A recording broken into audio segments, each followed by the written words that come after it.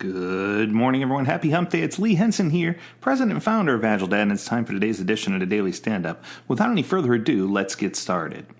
Today, someone sent in an article. I love when you guys do this. So if you have an idea for an episode of the AgileDad Daily Stand-Up, please send it over to Learn More, LearnMore at agiledad.com. And we promise we'll do the best we can to get your idea or your article review or whatever you have onto the Daily Stand-Up podcast.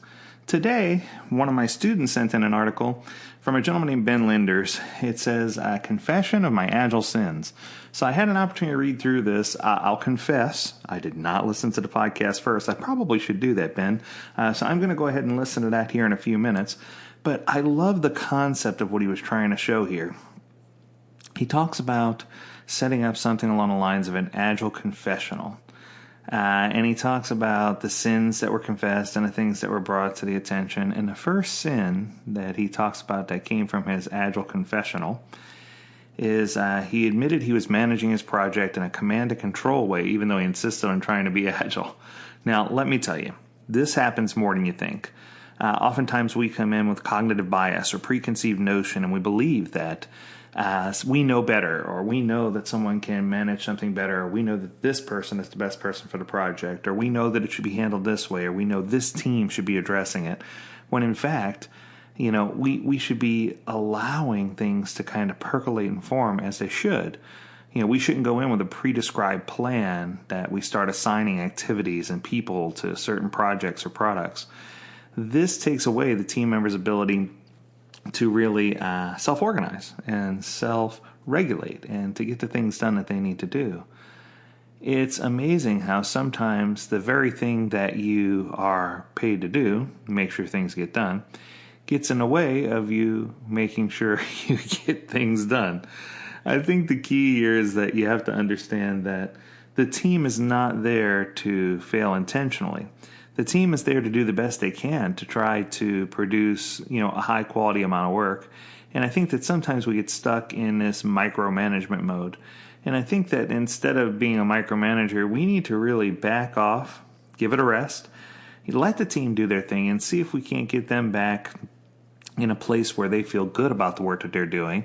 And let the bygones be bygones. Begin to trust the team, lean on the feedback from the stakeholders, and figure things out, because what I can tell you is the less pressure you put on a team, the better you're going to be.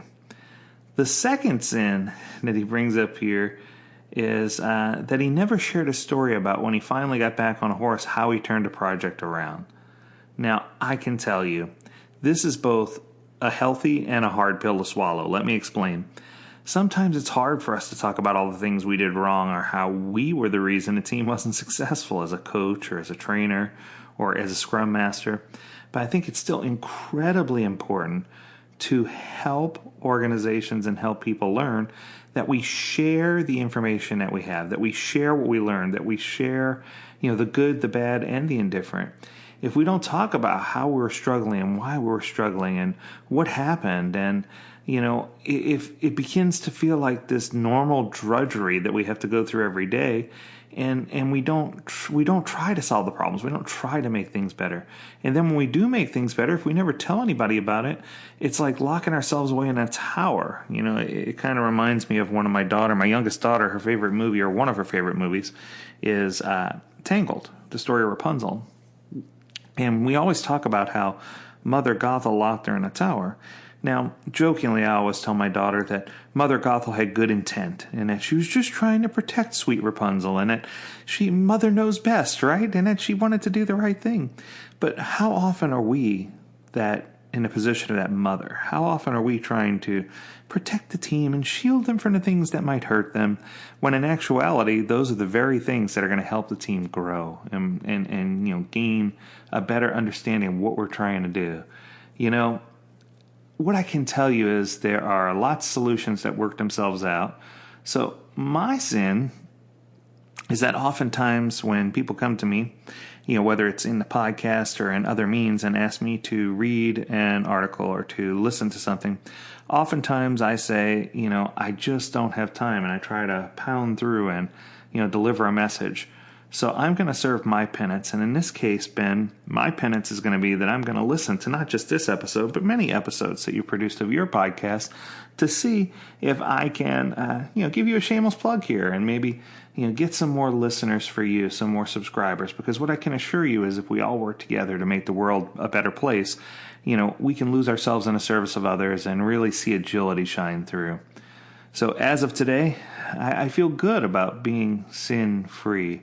I feel good about having my absolution process begin. And, I'm just really excited for the new things that are happening.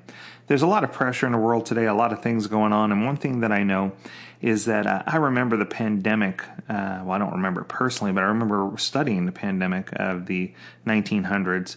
And in the early 1900s, people were frustrated. People were at their wits' end. People just didn't feel right.